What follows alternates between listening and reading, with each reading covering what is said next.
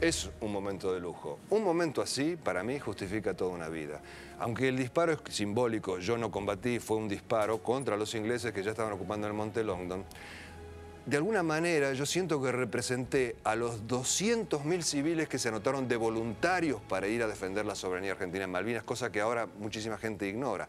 Entre los 200.000 civiles había paralíticos en silla de rueda, pilotos que se ofrecían a hacer de kamikazes. Estaba el periodista Manfred Schönfeld de la prensa, que era obeso y enfermo. Quería ir, aunque sea a pelar papas para los soldados.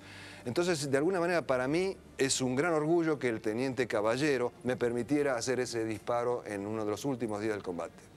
Usted aquí en Buenos Aires, mientras estaba contando la guerra en primera persona, tenía una mujer y 3 hijos. ¿Cómo establecía comunicación con ellos? ¿Qué es lo que supo después de cómo soportaron sus hijos y su mujer tantos días sin usted y sin saber todos los días cómo estaba?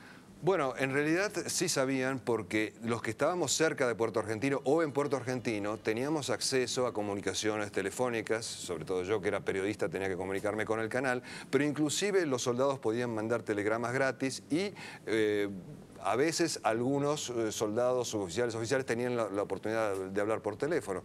Por supuesto que la familia es de la que más se angustia y te pide volvete, pero yo no me iba a perder eso por nada del mundo. ¿Sus hijos le pedían que se vuelva? Claro, mi hijo, por ejemplo, mi hijo Alexis, mi hijo mayor, me decía, papá, volvete, vení, que te quiero ver. Lo puedo, le digo, no puedo salir de la isla. Sí, tomate un Mirage y vení. Decía. ¿Qué edades tenían? Bueno, tenían 10 años, 8 años y 1 año. ¿Y qué le dijeron cuando volvió? Bueno, no, los chicos estaban contentos porque inclusive en la escuela le habían hecho bromas pesadas de que yo me había muerto, así que estaban muy contentos. Pero por supuesto que fue un estrés para ellos, fue un estrés grande. Podemos seguir repasando cómo fueron sus días allí en Malvinas. Tenemos otra perlita de archivo, usted mismo trabajando allí haciendo el anuncio. Buenas noches. Interrumpimos esta transmisión para dar a conocer una información de último momento. Bahía Blanca, 30 de mayo, Telam. Aviones superestandar de la aviación naval atacaron al portaaviones Invencible de la Armada Británica, al cual impactaron con un misil Exocet, según indicó una fuente naval en Puerto Belgrano. Fue la única vez que salí por la televisión dentro de Malvinas, porque la manejaban otros, la interna dentro de Malvinas. Pero, ¿cómo es eso?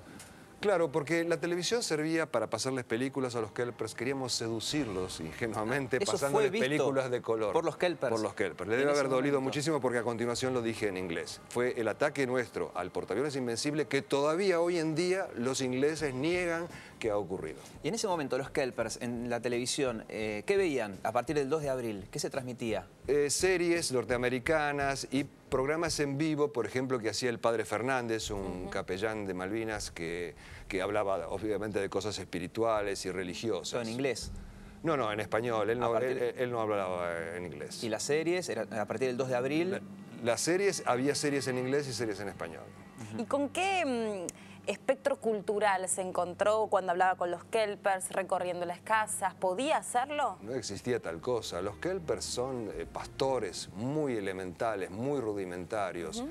Y nos odiaban con todas las fibras de su corazón, porque acá se había vendido que los kelpers eran nuestros hermanos separados. Ellos colaboraron con los ingleses en cada oportunidad que pudieron, mandaron información a la flota. Inclusive hubo heridos de bala calibre 22, eran kelpers que tiraban a nuestros soldados y lamentablemente el general Menéndez nunca le puso coto a esa actividad de los kelpers. Acá tenemos muchas revistas de la época, hay una que sobresale, ¿no? Es el famoso Estamos ganando y después el Seguimos ganando. Así es. Ahora me achacan a mí el haber dicho estamos ganando. Yo desafié a una funcionaria kirchnerista que me persigue, Gabriela Cerruti, que busque en el archivo de aire de TC y que encuentre una frase mía que diga estamos ganando o cualquier mentira mía. No la va a encontrar. ¿Y quién sí era responsable de...? La desinformación, el triunfalismo fue en el continente, no fue en las islas, y yo lo puedo probar. Yo colaboraba con la revista 7 Días, mandaba mis crónicas de guerra. Cuando vuelvo al continente, porque antes no vi ninguna, veo que me adosaban frases triunfalistas. Y cuando increpé al director Ricardo Cámara, le digo, ¿por qué me cambiaste esto? Me dijo, mirá, fue la censura militar, si no, no publicaban nada. Bueno, no hubieras publicado nada. Conservo los telex que yo mandaba de Malvinas con mi texto original sin las frases triunfalistas como prueba.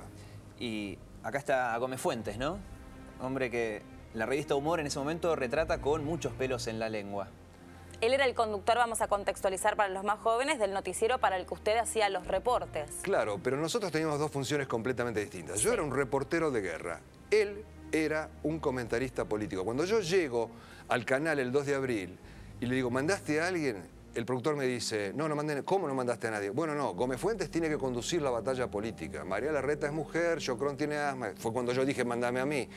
Gómez Fuentes condujo la batalla política. Yo no tuve nada que ver con la batalla política. ¿Y qué relación tenía usted en lo cotidiano, cuando usted hace sus envíos, después cuando hablaba con su productor? ¿Había alguna exigencia particular que venía de manos de Gómez Fuentes?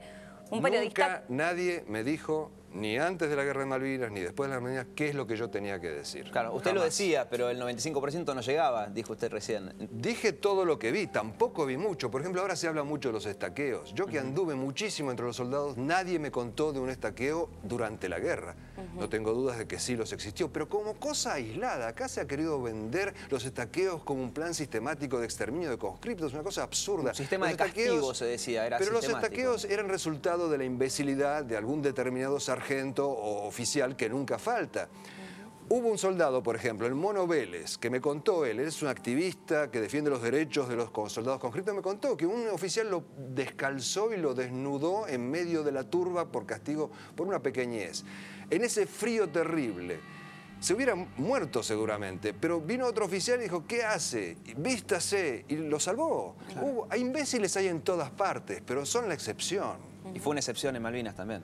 Los estaqueos, por supuesto, proporcionalmente fueron una cantidad ínfima, pero lo más indignante es que muchos oficiales y suboficiales fueron acusados de estaquear falsamente, sin pruebas, solamente como un motivo, por un lado, de venganza, quizás en algunos casos, y en otros porque hay una corriente muy pequeña de combatientes que ha sido convencida de que si se presentan como víctimas de la dictadura, les van a dar la misma indemnización que le dieron a los guerrilleros, a los exiliados. Usted que hoy puede hablar... Bueno, haciendo una revisión y un repaso con muchos más elementos como para poder hacer una evaluación. En ese momento, en el día a día, cuando se escuchaban los bombardeos, cuando usted tenía contacto directo con los soldados, cuando iba, le compraba comida, en ese momento, usted a sí mismo, ¿cómo se evaluaba como periodista?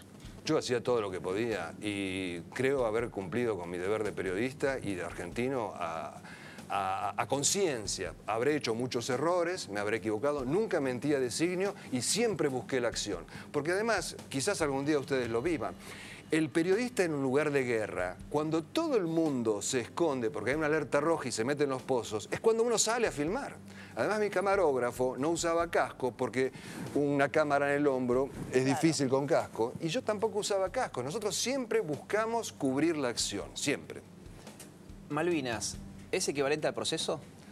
Yo diría que Malvinas es el antiproceso. Eso es una idea fuerza muy terrible que contamina Malvinas. Los generales no son los que decidieron ir a la guerra. Los generales quisieron amagar. No sabían historia británica, creyeron que amagando podían zafar. Querían llamar la atención del mundo, en todo caso. Claro, ellos querían retirarse. Ellos querían amagar y retirarse. Pero cuando el pueblo invade la Plaza de Mayo, acá vemos la imagen de Galtieri hablando, y cada vez que Galtieri decía, yo presidente de los argentinos, era silbado. Pero cada vez que decía, les daremos batalla, era ovacionado. El pueblo plebiscitó la guerra de Malvinas. Vamos a escuchar ese momento justamente, cuando Galtieri le hablaba a la gente que se agolpaba allí.